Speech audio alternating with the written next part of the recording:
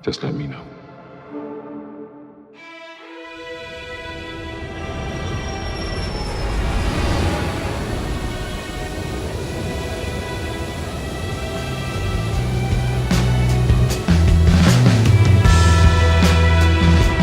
A daring parachute escape from a flying 727 somewhere between Reno. A search was made of the plane immediately. We don't know who he was, where he came from, or where he went. I expect that we'll keep looking until we find him or find out what happened.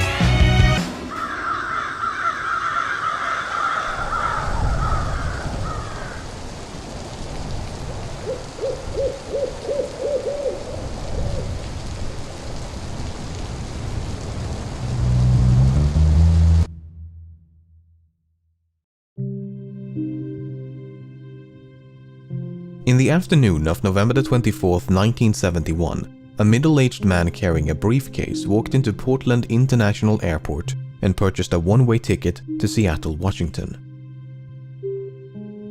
The man identified himself as Dan Cooper, and along with 36 other passengers and a crew of 6, he soon boarded Northwest Airlines Flight 305. Once aboard, Cooper made himself comfortable in the middle of the last row of seats on the right side of the cabin. He ordered a drink and had a smoke, because this was the 70s. Once the flight was cleared for departure, Cooper turned around and handed an envelope to flight attendant Florence Schaffner. Inside the envelope was a note featuring a handwritten message stating he had a bomb. Schaffner reluctantly sat down beside him and glimpsed what appeared to be 8 sticks of dynamite inside his briefcase. Cooper's demands were quite simple. He wanted $200,000 in cash and 4 parachutes. He also demanded a fuel truck to stand ready to refuel the aircraft once they landed in Seattle. Should they fail to comply with his demands, he threatened to, quote, do the job. Once the flight was airborne, Schaffner went to inform the cockpit crew, while another flight attendant by the name of Tina Mucklow remained by Cooper's side. By using a telephone in the rear of the cabin, Mucklow acted as an intermediary between Cooper and the rest of the flight crew for the remainder of the hijacking. For the next hour and a half, Flight 305 maintained a holding pattern near Seattle, while local and federal authorities scrambled to procure the ransom as well as the 4 parachutes. 10,000 $20 bills were collected from a local bank, while the owner of a nearby skydiving school supplied the chutes. At 5:45 p.m., more than 2 hours past its scheduled arrival, Flight 305 finally touched down in Seattle.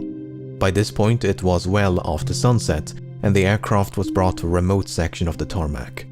Once the flight came to a stop, both the ransom and the parachutes were handed over to Mucklow, who then brought them back aboard. In exchange, Cooper permitted 2 of the flight attendants as well as all the passengers to disembark, many of whom had not yet realized the flight had been hijacked.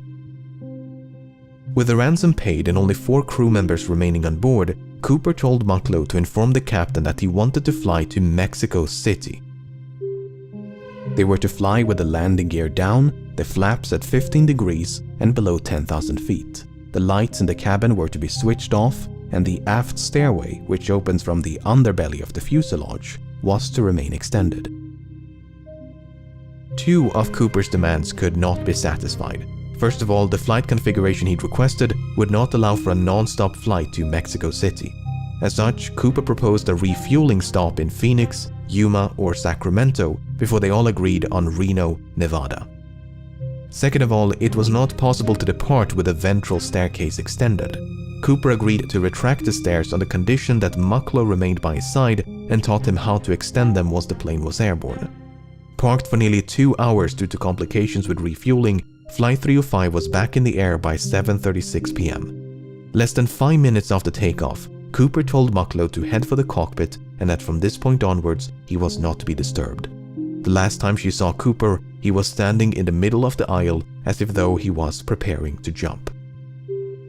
Mucklow joined the rest of the crew, locked the cockpit door behind her, and some 3 hours later, Flight 305 safely landed in Reno.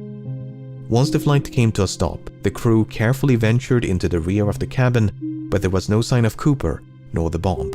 The aft stairway had been extended mid-flight and was slightly damaged upon landing. It seemed there was only one explanation for the hijacker's absence. At some point between Seattle and Reno, Cooper had strapped on a parachute, walked down the stairs, and leaped into the dark of night.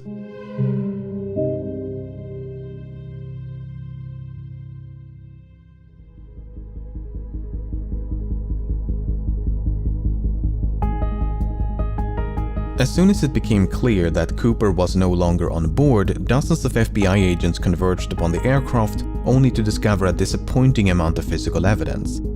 A black clip-on tie, 8 cigarette butts, and 2 of the 4 parachutes were all that Cooper left behind. Evidently, he'd brought the ransom and briefcase along with him. In interviews conducted on the night of the hijacking, Cooper was described by the crew and passengers as a white male with brown eyes and dark hair. He appeared to be in his mid-40s and wore a dark trench coat, a dark suit, a white shirt, a black tie, and dark shoes. Soon after boarding, he'd also donned a pair of sunglasses. Based on this description, the FBI produced the first of several composite sketches. Before they could mount a search, however, the FBI had to figure out when Cooper abandoned ship. But that was easier said than done. None of the 4 crew members witnessed Cooper jumping from the plane, nor did the pilots of 2 fighter jets which escorted the flight between Seattle and Reno, which is not all too surprising given it was the middle of the night. Although the flight crew did report something odd, the last communication with the hijacker occurred at approximately 8:05 p.m. when the crew used the intercom to offer assistance, which Cooper declined. Within the next 10 minutes, the crew experienced what they described as an oscillation or vibration of the aircraft. At the time, the crew suspected it might have been produced by Cooper's jump, and a subsequent recreation of the hijacking supported that conclusion. Okay, so that took care of the when, but what about the where? While Cooper was very explicit about the flight's configuration and destination, he never specified any kind of route. In fact, Cooper grew so impatient with the slow refueling in Seattle that he dismissed the captain's request to file a flight plan and simply told him to, quote, get the show on the road. As such, the captain chose to fly along an airway known as Victor 23 without any input from Cooper. By using Victor 23 as a guide, authorities estimated the most probable location of the flight at the approximated time of the jump was about 40 kilometers north of Portland. And so, at the break of dawn, the FBI mounted an impressive search operation using helicopters, airplanes, and ground troops. The problem was, even if the estimated bailout point was accurate, Cooper's eventual landing or drop zone was far more difficult to pinpoint. The loosely defined search area covered a vast stretch of mountainous wilderness occluded by a dense forest, so it was truly like finding a needle in a haystack. Apart from the difficult terrain, the search was further complicated by low temperatures and inclement weather, which persisted for days. Despite their best efforts, authorities never managed to find a single trace of Cooper, nor the items he'd brought along with him.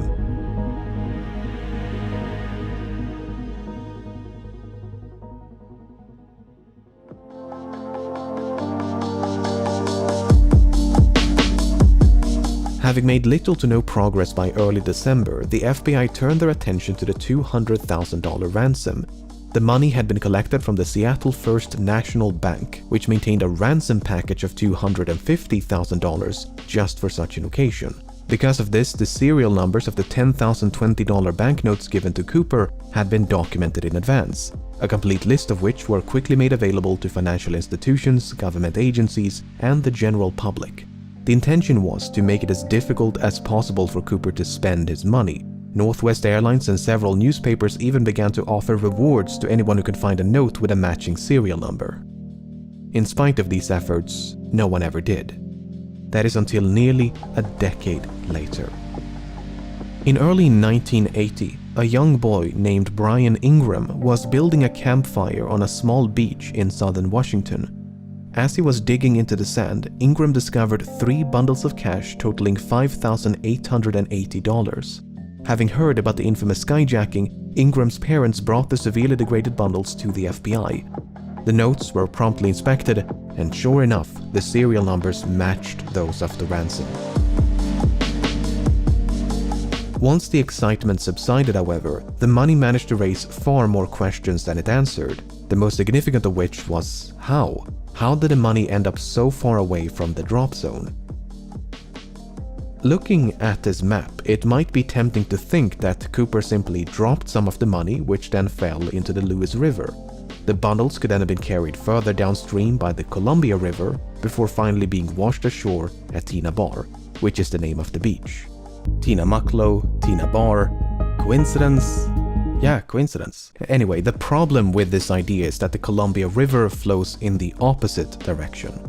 This has led some, including members of the FBI, to re-evaluate the initial drop zone assessment. For instance, if the drop zone was much further southeast, close to a river called the Washougal River, it is conceivable, albeit improbable, that the money floated all the way down to Tina Bar. Alternatively, the bundles may have simply landed on the beach if the flight path was further to the west. Even so, natural explanations struggle to explain how three independent, potentially free-falling and/or free-floating bundles of cash ended up at the exact same place on the same beach. To complicate matters, sediment from the riverbed was excavated and dumped onto Tina Bar as part of a dredging operation in 1974. And according to one analysis, the money was discovered above this layer of sediment. If true, that would mean the money came to rest at Tina Bar sometime after 1974. But a re-examination of that analysis found that what was believed to be a layer of deposited sediment might actually have been a perfectly natural layer of clay. Not only that, but the sediment was clearly dumped some distance away from where the money was discovered. Furthermore, when Ingram discovered the bundles, the rubber bands which held them together were still intact. This is significant because experiments conducted in 2009 revealed that this brand of rubber bands could not withstand exposure to open air or water for more than a year.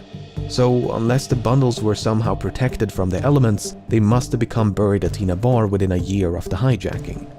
The most probable explanation, therefore, seems to be that Cooper or someone else deliberately buried the money. Did Cooper survive and bury the money himself? Did someone else bury the money after stumbling upon Cooper's remains?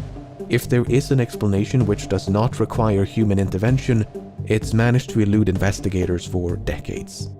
Suffice it to say, this is a mystery within a mystery. Since Ingram's discovery in 1980, both Tina Bar and the grounds around the Washougal River have been subjected to numerous searches, but to date, there's been no sign of Cooper nor the rest of the money.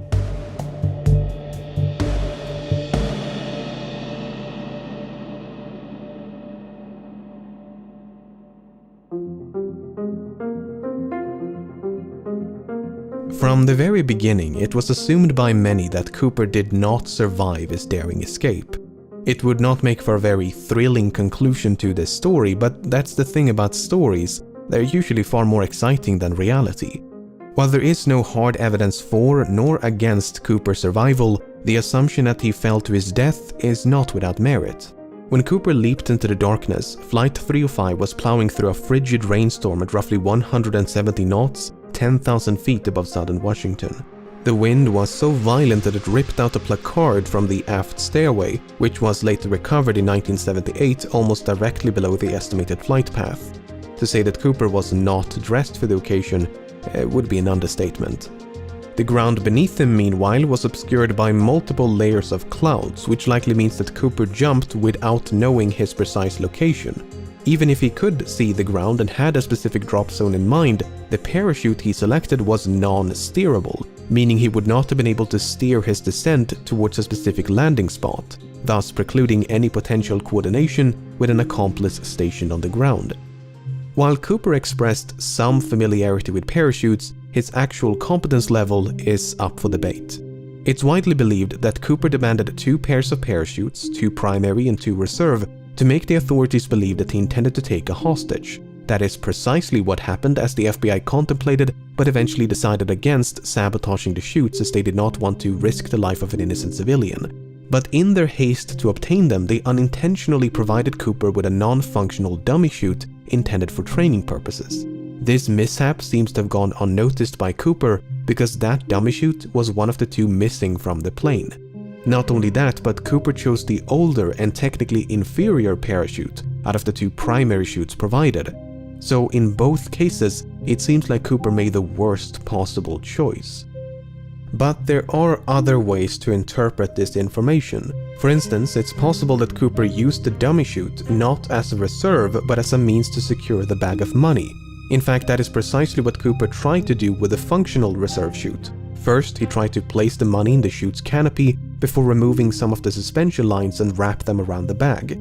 Perhaps he used the dummy chute for a similar purpose. And Cooper's decision to use the older primary chute is not necessarily an indication of inexperience. It could also be a sign of familiarity, because the chute he left behind was a civilian luxury chute, while the one he used was a military chute. The argument is that Cooper might have been trained as, say, a paratrooper, and chose the older military chute because that's the one with which he was most familiar. And there is at least one other reason to suspect that Cooper had a military background. While the flight was in a holding pattern near Seattle, Cooper mentioned that the McChord Air Force Base was only 20 minutes away from the Seattle-Tacoma airport. At the time, that was an accurate assessment and might suggest a military background. Apart from the potential military connections, Cooper may even have had links to the Central Intelligence Agency. You see, the type of aircraft which Cooper chose to hijack, a Boeing 727, was also used by the CIA to covertly drop agents and supplies during the Vietnam War. A task for which the Boeing 727 was uniquely qualified due to its distinctive aft stairway. So it's fairly safe to assume that Cooper chose to hijack a Boeing 727 specifically because it provided a relatively safe means of escape. Whether he learned of this from the CIA or came to that conclusion independently is another question. However, the fact that Cooper chose to hijack a flight operated by Northwest Airlines was apparently random chance.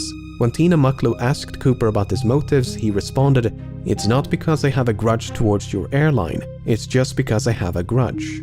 He further clarified that Flight 305 just happened to be in the right place at the right time.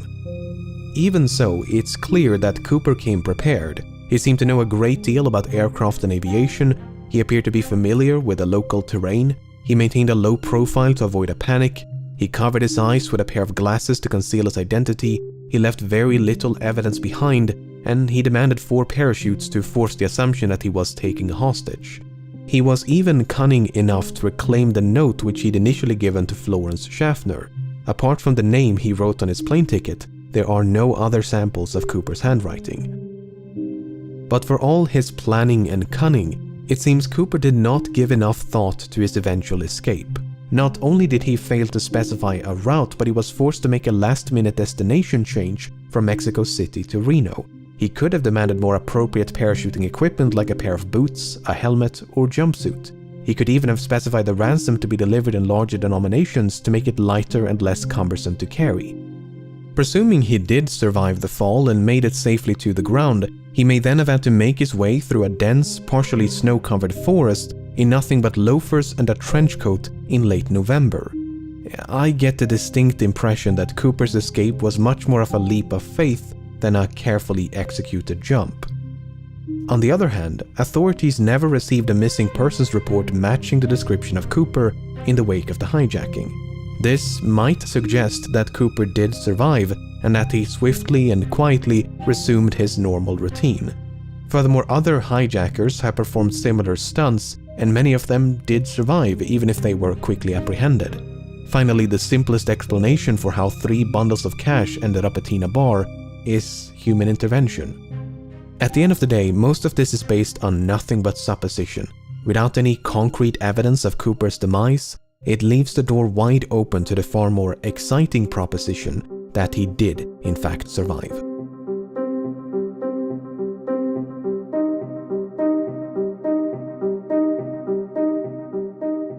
By the time the press got wind of the hijacking, the FBI had already begun to investigate a few potential suspects. Among them was a man in Portland with initials DB and surname Cooper. This Cooper was quickly eliminated as a suspect, but due to a mix-up by the press, the name Dan Cooper was confused for DB Cooper, and the rest is history.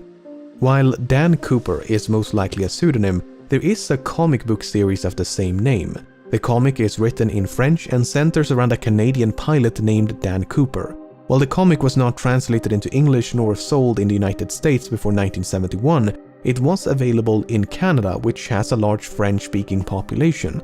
Given that American and Canadian accents can be difficult to distinguish, it's possible that Cooper, who was described as having no discernible accent, was a bilingual Canadian. This might even be supported by something that Cooper might have said. You see, when the captain relayed Cooper's demands to air traffic control, he used the phrase negotiable American currency. It seems doubtful that an American citizen would specify American currency, so perhaps Cooper was not American.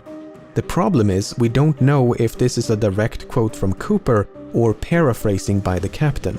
For instance, notes taken by the crew during the hijacking merely contain the phrase negotiable currency, while testimonies provided by the crew after the hijacking include phrases like $200,000 in cash and circulated US currency.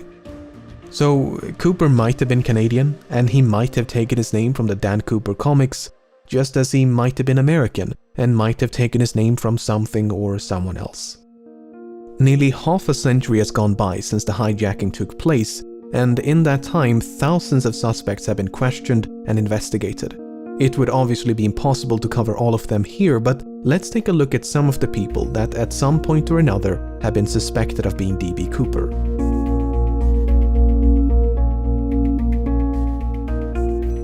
Robert Rackstraw first became a suspect in 1978, and on the surface he seems like a solid candidate. He was a decorated Army paratrooper and helicopter pilot. He had experience with explosives. He had an extensive criminal record. He had an uncle named John Cooper who was an avid skydiver. He was expelled from the army only months before the hijacking, which might suggest a motive. After all, the hijacker did say he had a grudge. When confronted by journalists and private investigators, Rackstraw would neither confirm nor outright deny that he was D.B. Cooper. Instead, he'd say things like, "I could have been," or "I would not discount myself." On the other hand, Rackstraw had light-colored eyes, which Cooper did not. More significantly, Rackstraw was only 28 years of age at the time of the hijacking. This is well outside the range of ages reported by the crew and passengers, most of whom believed Cooper was in his mid-40s. Kenneth Christensen first became a suspect in 2003 when his brother noticed certain parallels between him and Cooper. Christensen had briefly served as a paratrooper in World War II, and since 1953 he'd worked for Northwest Airlines as both a mechanic and a flight attendant. He was 45 years old at the time of the hijacking. He was left-handed, which Cooper might have been. For instance, Cooper used his left hand to interact with his briefcase, and the clip-on tie he left on board was affixed with a tie clasp applied from the left. Shortly before he died in 1994, Christensen had supposedly told his brother, "There is something you should know, but I cannot tell you." After his passing, his family discovered over $200,000 in his bank accounts. To top it all off, Florence Schaffner stated that photographs of Christensen bore a strong resemblance to Cooper. On the other hand, Christensen did not match the physical description of Cooper. He was both shorter and lighter. While Schaffner did see a strong resemblance, she remarked that Cooper had more hair, and that is supported by the composite sketches. And there was nothing suspicious about the large sums of money which he'd simply earned by selling land. Richard McCoy first became a suspect in 1972 when he hijacked a Boeing 727 and escaped via the aft stairway, much like D.B. Cooper. Because of the significant overlap between the two hijackings, some believe they must have been committed by the same person. McCoy used a fake name, he used a fake hand grenade to threaten the crew, he used handwritten notes to issue his demands. Both McCoy and Cooper used the phrase "no funny stuff" as a warning to the crew. McCoy demanded $500,000 in cash and 4 parachutes. McCoy also bailed out the back of the plane once they passed over his hometown in the state of Utah. Apart from the similar modus operandi, McCoy had also served in the Vietnam War as a demolitions expert and a helicopter pilot. McCoy did actually survive the fall and managed to evade authorities for 2 full days before he was apprehended and sentenced to 45 years in prison. Before his death in 1974, McCoy refused to confirm or deny that he was D.B. Cooper. On the other hand, McCoy was an avid recreational skydiver and even came prepared with a skydiving helmet and jumpsuit. He gave very specific instructions about the flight path. In addition to the fake hand grenade, McCoy also used an unloaded handgun to threaten the crew. He failed to retrieve one of the notes he'd given to a flight attendant. He was only 29 years of age at the time of the hijacking, and all 3 flight attendants were quite certain that McCoy was not Cooper. While there are meaningful parallels between these 2 cases, McCoy might simply have been a copycat who'd read about D.B. Cooper in the news. Dwayne Weber first became a suspect in 1995 when, shortly before his death, he supposedly told his wife, "I've got a secret to tell you. I am Dan Cooper." Following his deathbed confession, Weber's widow recalled a number of fascinating details. She claims to have found a bank bag resembling the one used in the hijacking.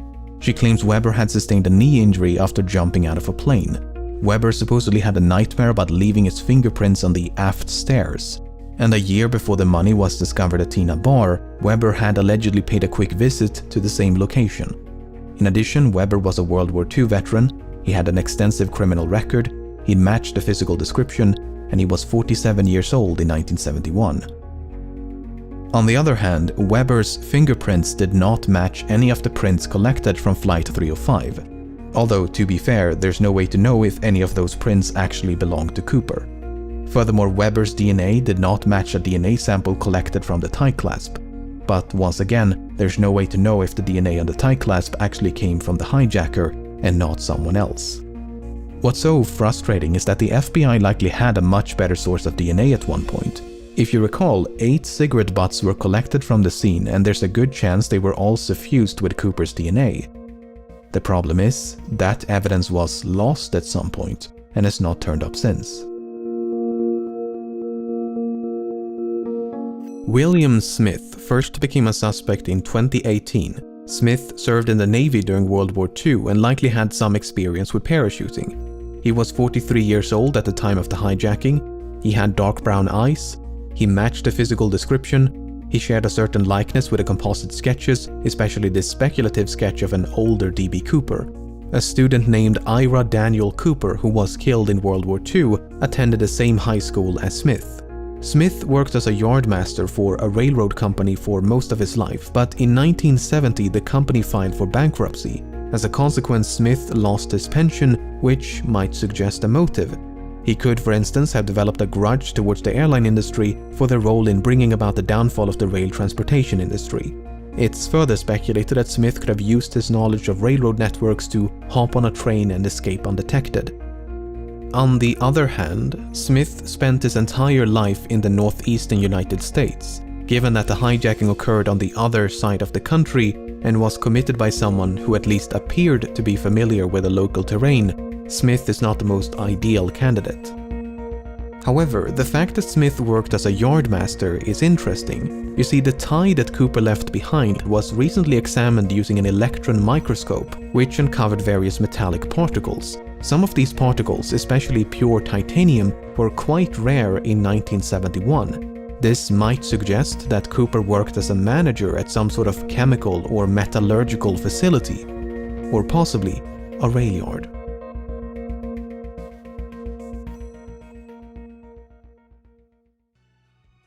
If nothing else, I hope this limited selection of suspects illustrates just how difficult it is to be certain when you have so little evidence to work with. These 5 individuals